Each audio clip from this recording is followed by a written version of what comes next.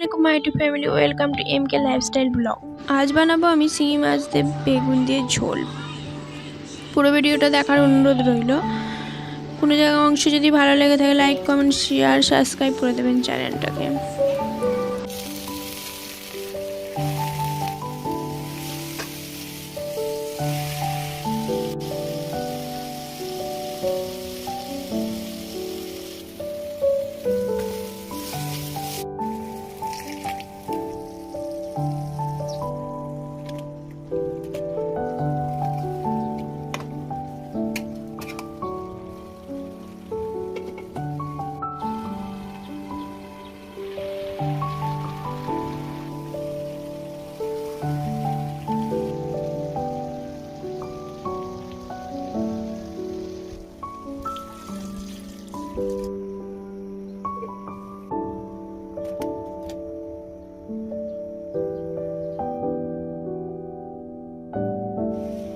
দেখুন এখানে আমার তৈরি হয়ে গেল বেগুন দিয়ে চিংড়ি মাছের ঝোল।